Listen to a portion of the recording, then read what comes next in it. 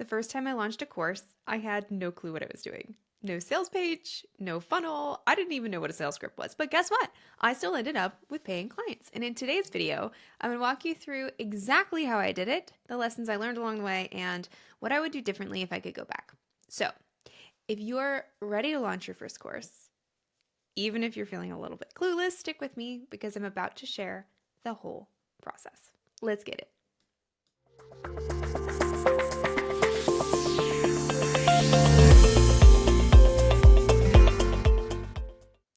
Let's start with one of the most important keys to my first launch.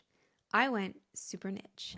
Back in 2018, I had been on a long journey of healing my irritable bowel syndrome.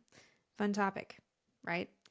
But it's what I knew, it's what I could help people with, and I knew that there were people who were in the same situation I had been. So I created an Instagram page called IBS Warrior. And because I was so niche, people flocked to me. This was when people were beginning to use social media as a search engine. They literally searched IBS on Instagram, and there I was. Now, this was before everyone was calling themselves a warrior of something. Today, there's a warrior for everything. Endometrius warrior, rheumatoid arthritis warrior, and it's all good, right? But back then, it was pretty unique. I wasn't just another gut health coach. I wasn't just another general fitness account. I was speaking directly to people with IBS. They read my content and thought, get out of my head, Jonte. And going super niche is what allowed me to do that. So that's the first takeaway. Go niche. Find your people and speak their language. Let me be totally honest with you. I didn't have a clue what I was doing. I didn't have a sales page, no website. I don't even really remember how I took payments. I'm pretty sure it was Venmo. But here's the thing, I didn't let that stop me from getting started. I knew I had something valuable to offer, and I wasn't going to let perfectionism get in my way. So I got on calls with people that followed my IBS Warrior account. Yes, like actual telephone calls, and I told them about my program. I didn't know what an objection was. I didn't have a sales script. I didn't even know these were technically sales calls. I just talked to people and I said, hey, I'm doing this thing. Do you want to join me? And you know what? Some of them said yes. And that's the second takeaway. Don't wait until it's perfect. Just take messy action and figure it out as you go.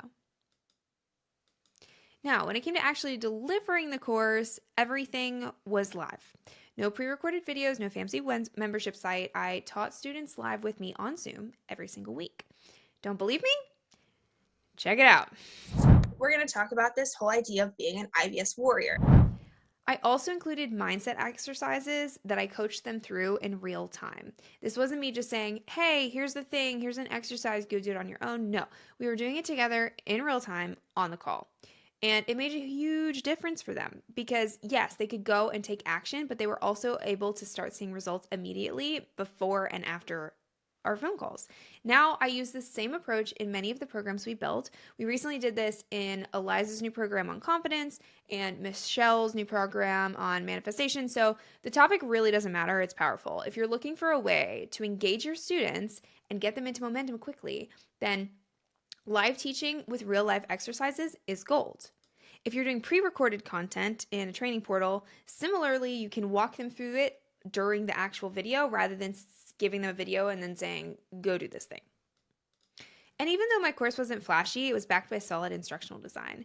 And that's what really mattered. I sold it knowing the high level of the curriculum, but I only built out slides and workbooks and all that nitty gritty after it was actually sold. I made sure my students had everything they needed to take action, but again, before I sold it, just high level. After I sold it, all the nitty gritty.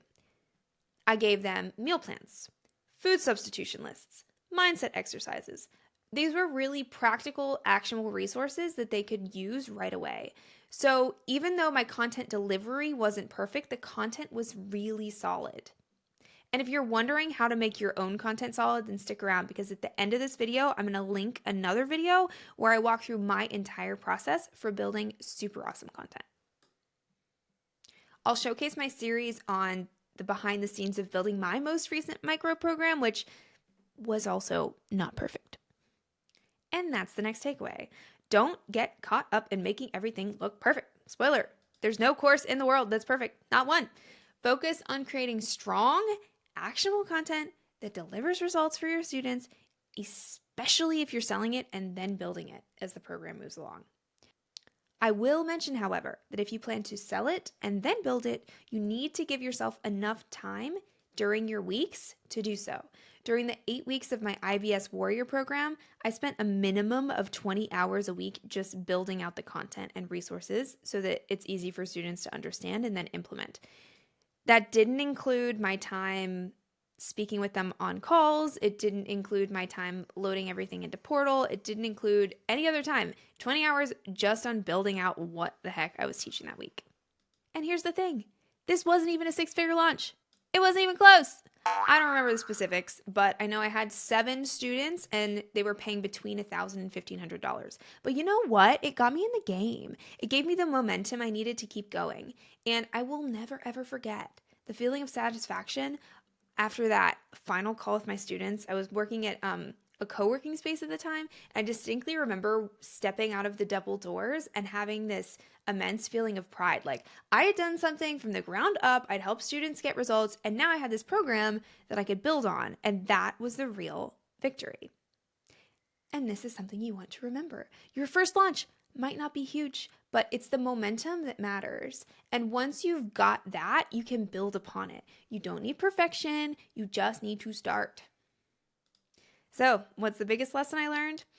Thinking less is often the way to get the result. Absolutely, there was some help from the universe, but by just showing up, posting, connecting with people, like that's what made it happen.